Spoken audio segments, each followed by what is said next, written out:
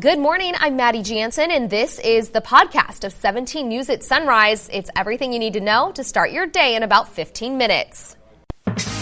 Working in the spirit of the Golden Empire, this is 17 News at Sunrise.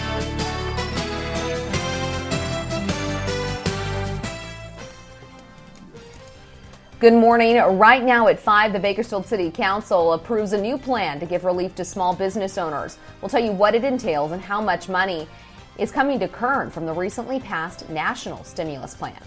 Why the striking decrease in reports of child abuse is alarming. The head of a local organization which advocates for foster children warns of the effects the isolation could have on children already in a vulnerable situation. And reaching out to local seniors who may be feeling more isolated than ever, several groups are teaming up to make sure they have those crucial supplies that are hard to come by these days. We'll tell you how you can help. This is Thursday, April 9th, 2020. Good morning. Good to have you with us. I'm Maddie Jansen, coming to you from here in Tehachapi. Alex Fisher holding down the fort in downtown Bakersfield in the studio. Everyone's looking for ways they can help right now, and we're trying to bring those to you, these opportunities to reach out to your community in this time of isolation. Yeah, absolutely. But I have to say it is Thursday. It's Throwback Thursday, it feels like, because I feel like we're back in winter because of all the rain and snow that we've seen over the last several days. And Maddie, I know that you've even seen some snow up in Tehachapi. But let's turn things over to Kevin Charette, who has a look at your forecasts on this Thursday. And Kev, what is it? More rain again today? More rain. I'll tell you, all the plants are growing. And look at my hair. It's even starting to grow more than it ever has. Just joking. It's just the fact we can't get a haircut. But yeah, all the foliage out there is just looking beautiful because, yes, lots of rain, Alex. Take a look right here. Wednesday's record. We hit another record, and that was yesterday with 0.62 inches in the gauge. That shatters the old record of 0.61 set back in 1945. We are getting closer to the wettest April on record, which is 2.99 inches, and that was set back in 1915. And I'll tell you, the numbers just continue to stack up. Let's take a look at the satellite and radar on this Thursday morning. It's a Thursday morning. Lose track of the days, I'll tell you. And we've got some heavy showers into the Lost Hills area right now. And you can kind of see how that rain is rotating from the north to the south. And that's what we're going to be under today. The area of low pressure is actually kind of right over Kern County. So we will see those outer bands continue to swing on in throughout the day, bringing, yes, more rain before things really start to taper off as we head into tomorrow. So definitely going to be wet for the next day or so. Here's a look at the rain totals. 0.71 inches in the rain gauge in the past 24 hours for Bakersfield. Here in the southwest, 0.6. East Bakersfield, over an inch of rain closer to the mountains there. And Taft, 0.60. Buttonwillow, over 0.67, and then up into the mountains, we also saw a pretty good amount of rain with 0.84 out of Tehachapi. Lake Isabella, the observation site there, over 2 inches, and over a half an inch in the Frazier Park area. So here's a look at Bakersfield rain as we sit, and 2.22 inches in the rain gauge. We're about 3/4 off from the wettest April on record.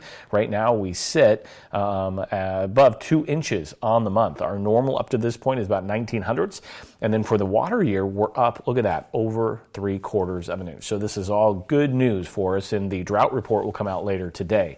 Bakersfield at 49 degrees right now with an east wind at 7. Hour by hour, you can see we'll be into the mid-50s today.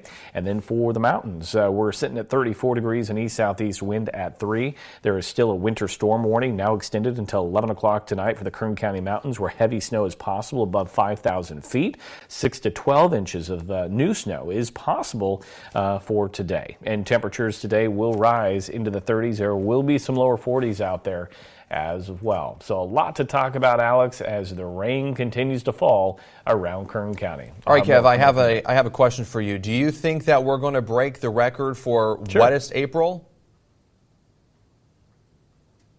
You know, Alex, I'm going to put money that we will. You know, April's always kind of a weird month because we can see rain and then things can just like dry out for a long period of time.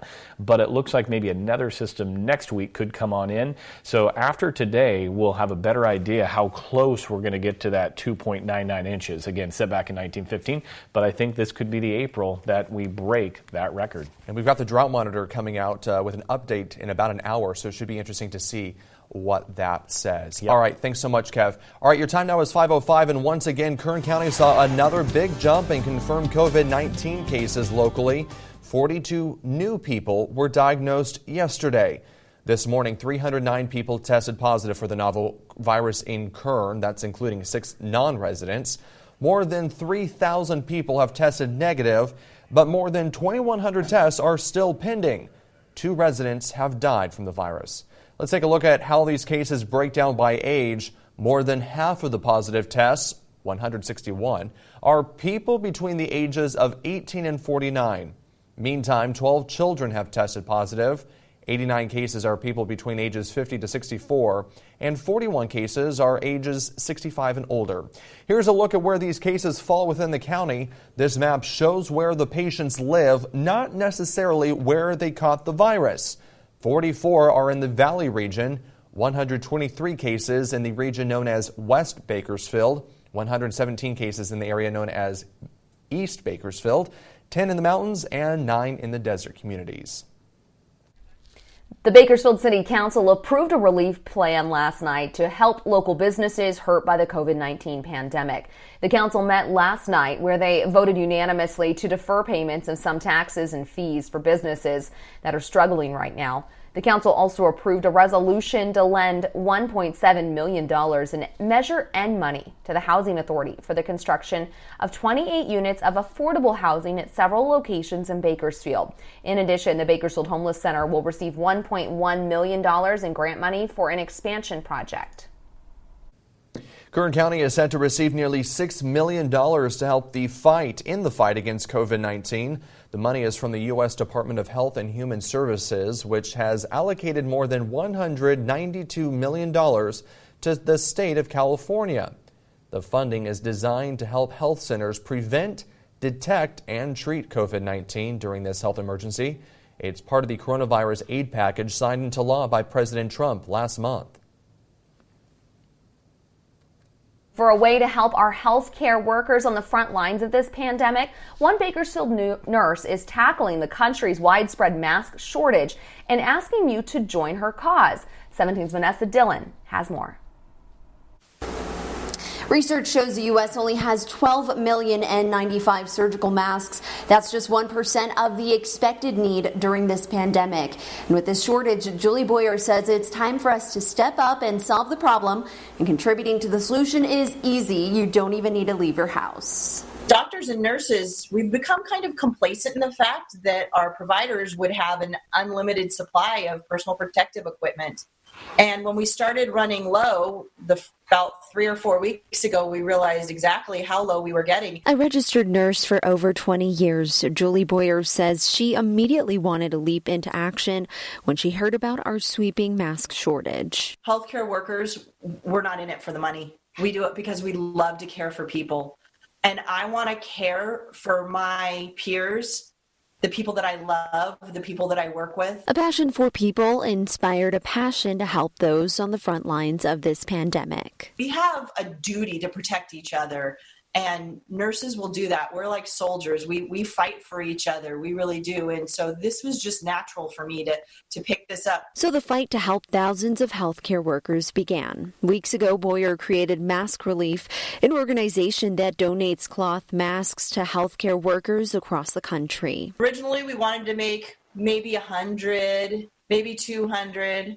Well, now we're up to 40,000. With materials donated by an Orange County clothing company, Boyer, her son Matthew, and a team of volunteers have made thousands of masks in a matter of days. And you can help sew a few too. The more volunteers we have sewing masks and they can send them back to us, the quicker we can put them out, because everybody is having this problem right now. The masks go over the hospital-issued N95 masks and allow the N95s to last much longer. This after some healthcare professionals are reusing their personal protective equipment because of the shortage. The N95s is preferred for medical professionals, but right now there's just such a huge shortage in surgical masks and N95s and everything. But you can be a part of the solution, all while remaining in the comfort of your home. If you are in Kern County and you like to sew, please get in touch with us. We'd be more than happy to send you out one of these packets. Yeah, well, I mean, we'll drop it off at your door. Or we'll drop it off at your door. That's what we did yesterday. We drove around and just dropped off packages.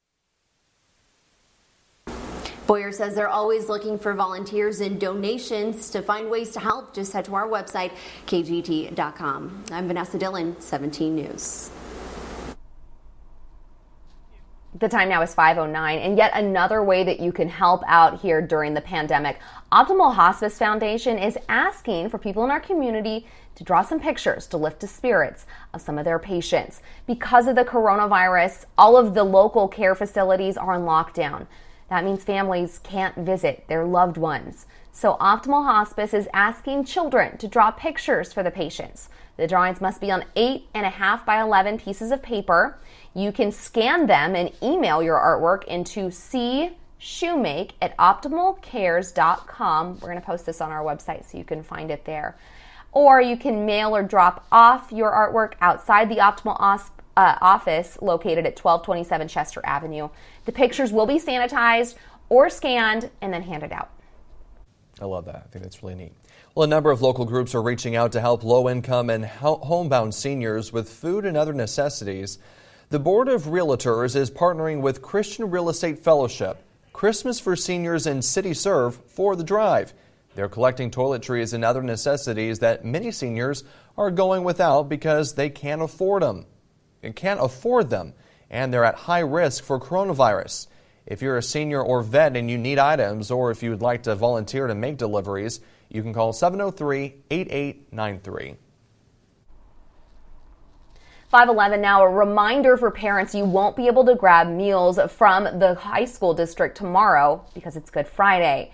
KHSD is not offering grab-and-go meals on Good Friday. They also will not be offering meals Monday, the day after Easter. You can find a list of the usual meal sites, and there are a lot of them around the county right now. Go to our website, kget.com. Well, right now, times are a little tough for most people, and they're even tougher for foster children. 17's Taylor Schaub has more on what social services are doing during the pandemic.